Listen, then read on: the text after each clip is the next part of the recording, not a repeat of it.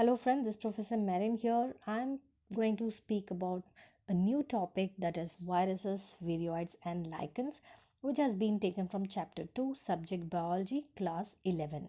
So आज हम लोग viruses, virions and lichens के बारे में जानेंगे. Then, what are these? So, viruses, virions, and lichens were not considered as true living beings or true living organisms. Why? Because they all lacked proper cell structures and were therefore not placed anywhere in the classification system. So, इनका जो structure है, अगर that is viruses, virions and lichens का जो structure है, if you try to compare their structure and try to find out the similarities with respect to all the other kingdoms, you will not find proper similarity. And that is why these were not placed any of the kingdoms, like you have Animalia, Plantae, and or Monera, Protista.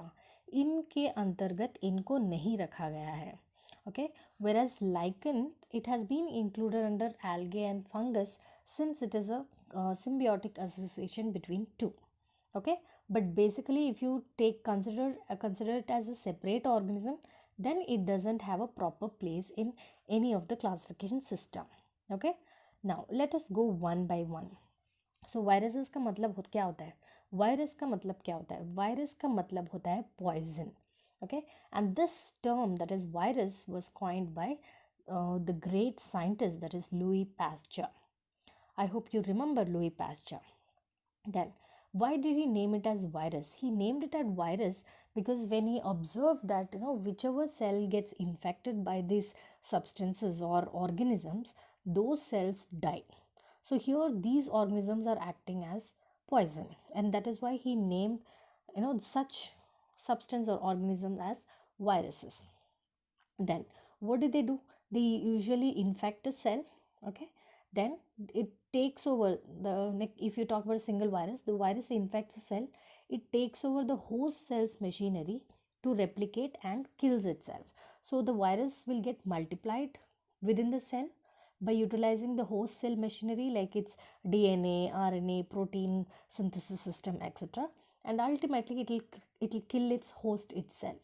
Okay, and that is why it was called as poison or virus. Now, it is non-living outside its host. So वो cell के बाहर जो होता है और host के बाहर जो होता है, it is non-living. So it is not surviving. Okay. Thus, viruses are also known as obligate parasites. So compulsorily they need the host cell. If they have to multiply, they need host cell. Then, later in the year 1882, DJ Ivanovsky, he discovered that the tobacco mosaic virus or TMV causes mosaic diseases in tobacco and is smaller than bacteria. Okay, so with respect to the size and all, nobody knew like how is this virus and how big it is, etc.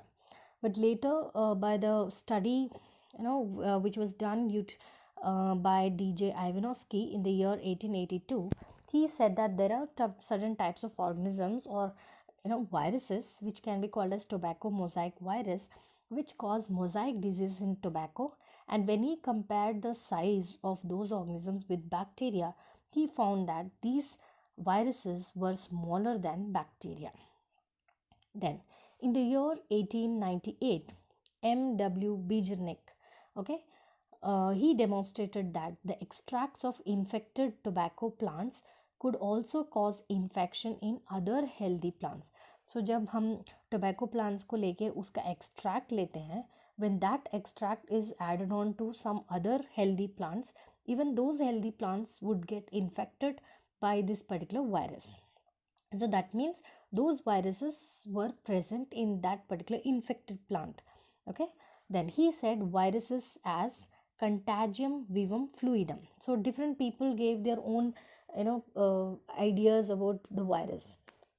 And then here Bejernik said that these can be called as contagium vivum fluidum, meaning infectious living fluid, because he tried to extract the extract the substance or the virus from the tobacco plant, infected tobacco plant, which caused infection in the healthy plant. So that is why he called them as infectious living fluid. Then later in the year 1935, W.M. Stanley, he further proved that viruses could be crystallized and are mainly protein crystals.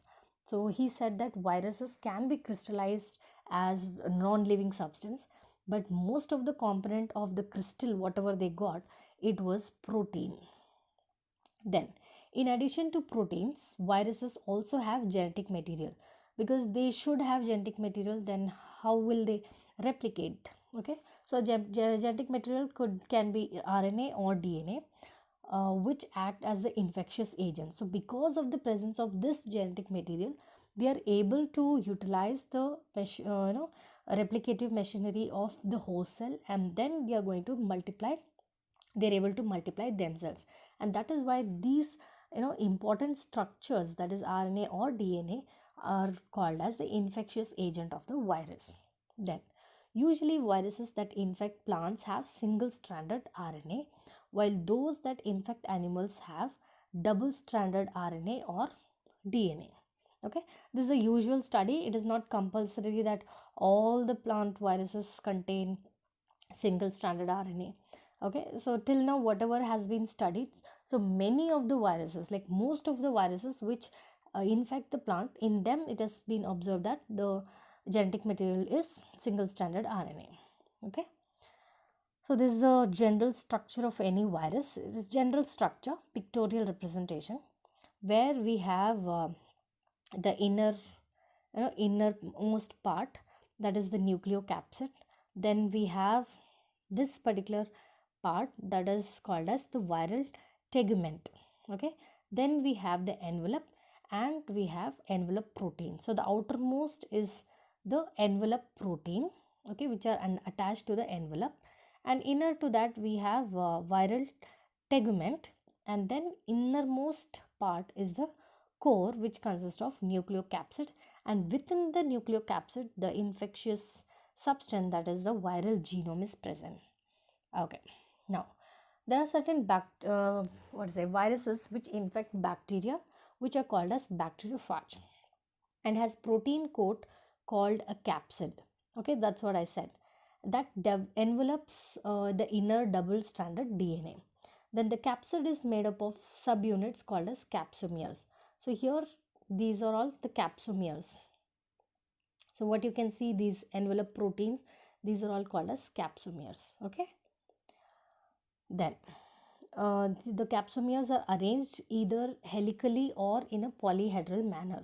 So depending upon the structure of viruses, some are spherical, some are polyhedral, some are like spring. So based on that, these capsomeres are arranged.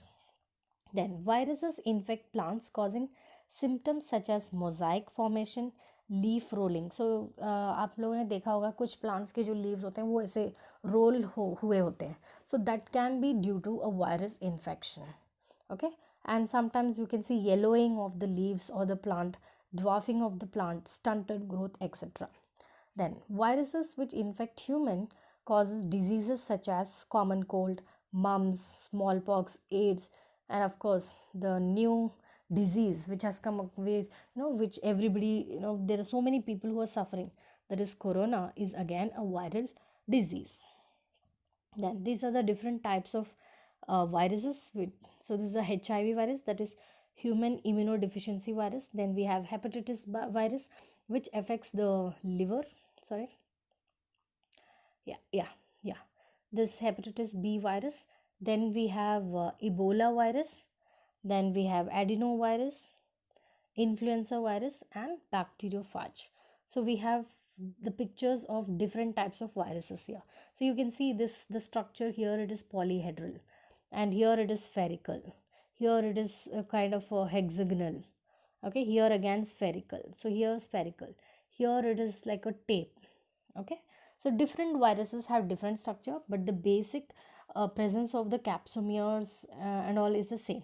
There is compulsory presence of the genetic material, which is, that is the one which is called as the infectious agent, which helps this virus to replicate in the host cell. Then That's about the viruses. Now let us talk about viroids. So about virios, there is very little information which is known, but of course there are quite a few studies which are going on. And when you go to your degree, or when you take up this particular as a subject, or the topic as one of the main subject, there you will learn much more in detail about viroids. Since you are in 11th class, so we are giving a short description about what viroids are.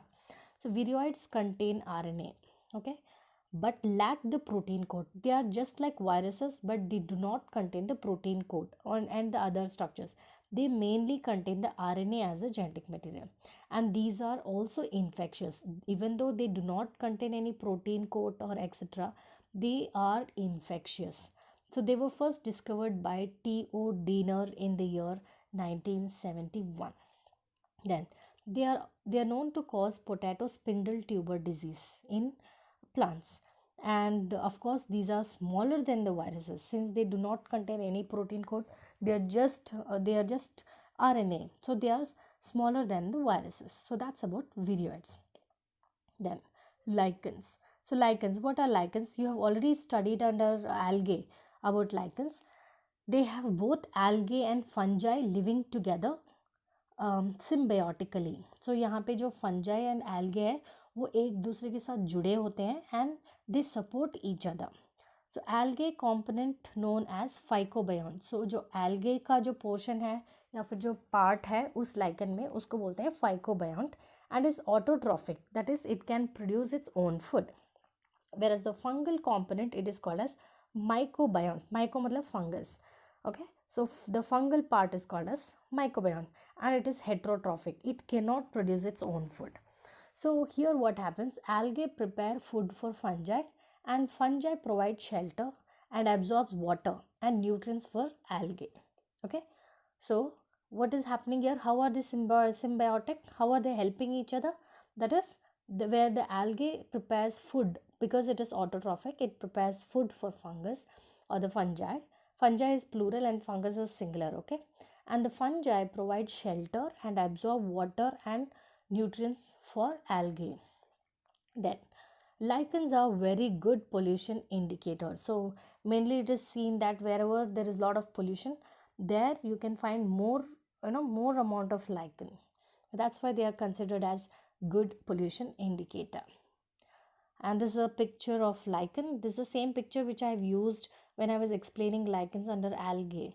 Okay, so you can see they are growing on the bark of a tree. So here this is a combination of algae and fungus and it is called as lichen. Okay, thank you very much. Have a great day. Bye bye. Take care.